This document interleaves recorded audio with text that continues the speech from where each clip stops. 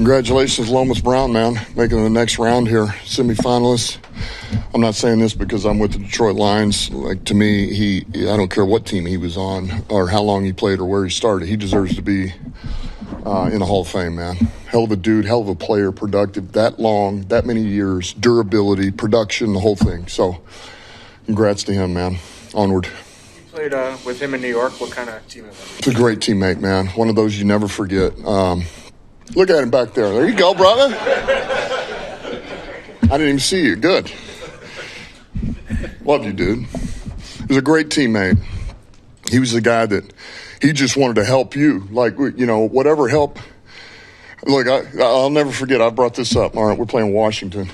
Bruce Smith. We got like a play pass. He's right on my head. I'm like, okay, here we go.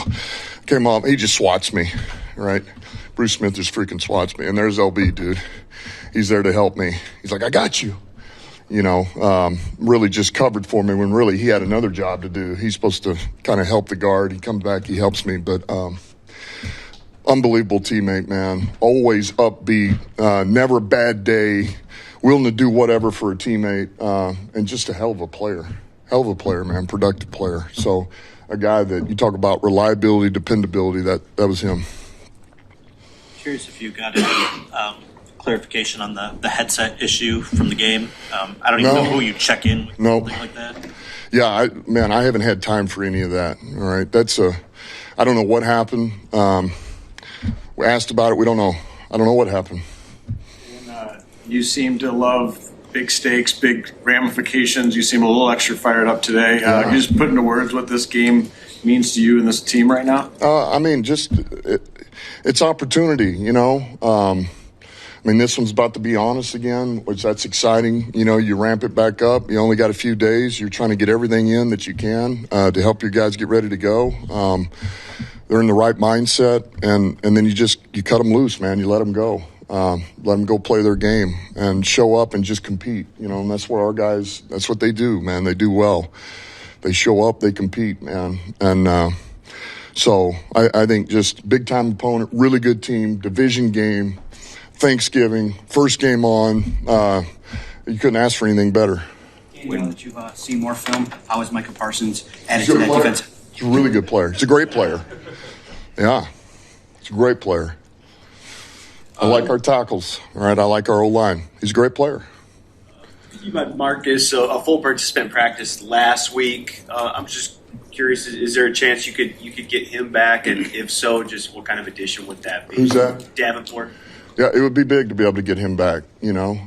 He's done a lot to get back. The amount of work that he's put in and the amount of rehab. And look, it's not his fault things have happened. All you can do is go back to work and do everything you can to return and get your body healed up and come back better than you were. And he's done everything that requires. So we're hopeful. He walked through yesterday. He's going to walk through again today, and we'll see.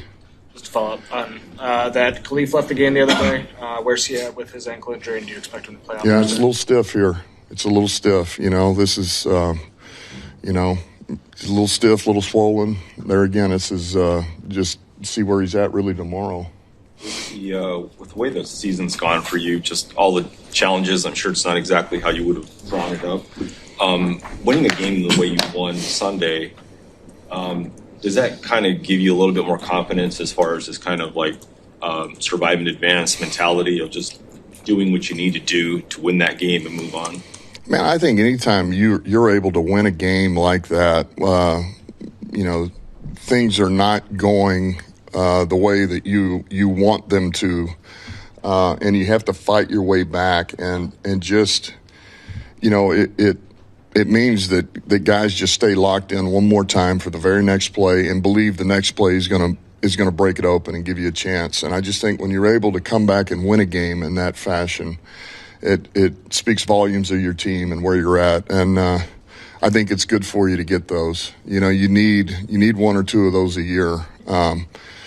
Because you're always tested. Every team gets tested, and those are tough. You know, you're down 2 scores in the fourth to be able to do what we had to do in all 3 phases. I do think it can pay dividends for you. We're asking you a lot. We're asking you a lot about why wouldn't you get this guy more touches, or can you get this guy the ball more? After the game, Jared said Jahmyr's making a case not just to be one of the best backs in the league, but one of the best players in all of football.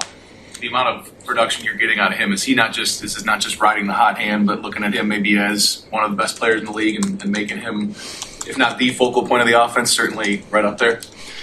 Well, you can't argue with everything that he's able to do. You know, he's such a versatile player. You know, and I go back to this. One of the reasons why, well, there's many, but that we loved him so much when he was coming out is that, man, he's forget the, which is a huge part of it, the ability that he has. He's got some rare ability, but he's smart. He's a football guy. He can retain a lot of information. I mean, we put a lot on him now between the H and the F and playing the receiver, and then he comes back, two back. He can take all that on and knows all of it, knows all those jobs, and it doesn't slow him down. He's got instincts. He's an instinctive football player. He's got unbelievable vision for a runner. He knows how to set up blocks, and then he's got the explosiveness and speed to finish. So he's got it all, you know, and he can protect, and he can. So he's an outstanding player, and, you know, how can you not use the guy and get him some touches, you know, get him a lot of touches. But you also, we got plenty around him too, and we're going to use those guys as well.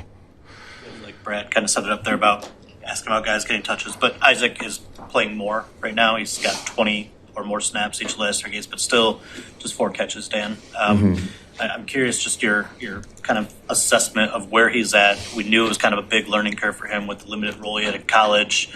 Obviously a much bigger playbook at the NFL. Like, where is he at? Where's your comfort level in trusting him? Because it seems like he maybe could help with some of the vertical elements, some of the PI stuff that we talked about last week, just getting him more involved. We like where Tesla's at. He's had a ton of growth. And look, we went into this year saying, hey, let's let this guy grow. There would be a place for him on special teams, and he'll be a spot player on offense. And then once he proves that there's more than that, then that's what he is until then, knowing that, man, he's got room to grow, and we love the clay. We love to be able to mold that clay. And Scotty's done a hell of a job. He's gotten better and better and better. And we're asking to do more. And so I do believe it's going to come. I do believe he'll get an uptick in production. You know, he'll get used a little bit more here. But I like where he's at. He's doing a good job. Jared, what's the balance between trying to take a deep shot just to kind of keep the defense a little bit honest, you know, and guard against that versus, again, the risk involved and possibly just, you know, trying to throw it down. You know? Yeah, I mean, it's you're always playing that balance, right? If you don't take shots, then they just sit on you, and they can make it difficult. But also sometimes to take those shots, you got to hold the ball for a while, you know, depending on what you really want to do. So there is a risk reward, and if you don't, then you got to be able to, within the next 2 downs, you got to find a way to convert for the next round, you know, the next first down and the next reload on the downs. So, but you got to have both. You got to be willing to do a little bit of both. Is there any chance that you guys would have Kirby on Thursday, or would he need some real practice reps before going back in a game? Yeah, I don't see Kirby this week. How challenging has it been to hold the guy back who's always raring to go for you guys? It's very difficult, but to Kirby's credit, man, he is rehabbing. He's putting in the work. He knows that the work he's putting in now will hopefully keep us from having to play, you know, this, you know, ride this wave up and down where, okay, he's back now, he's not able to go. That's kind of what all this is about is, man, getting him to a point we strengthen some of these, you know, stabilize some of the muscles in this area and get him to where, all right, here we go, man. It doesn't mean it's going to alleviate some of the pain, but it's going to make him feel a lot better, and he will be more than functional. He'll be able to produce and be ready for the next week. Defensively speaking, 3rd and long has been an issue all year. Giving up explosive plays has been a problem all year. What do you need to be doing better in those situations? Well, I would say it's all, I hate to say it, but I am saying it. It's one thing here, it's one thing there. And some of it has been penalties, You know, it's the way we play, and we're not going to go away from the way we play. That's the style that we're going to challenge, you know. Some of it, if we are going to pressure, we don't always get home. So I mentioned this the other day, you get strung out. That happened a few times. We had a couple of things just tackling in space, you know, that got us. But when you go across the board and you look at them in totality, it's really one guy here, one guy there. And so there again, we just got to play as one. We want them in second long. We want them in third and long. So we got to be better, and we will be better. We'll be better. Hate to put you on the spot, but I asked a couple players this yesterday, Thanksgiving game coming up. What's your key to the perfect play? Key to the perfect play? Plate. Key to the perfect plate. Key to the perfect plate. Key to the perfect plate. That's a tough one. I don't know. I guess I would say variety. It's pretty vanilla, right? It's pretty boring. Variety is the key to the, or if you're giving me one, give me ham. Ham is the key, all right, to the perfect plate. I know there's a lot of turkey lovers out there. Unless it's fried turkey. I'm all about fried turkey, but all right.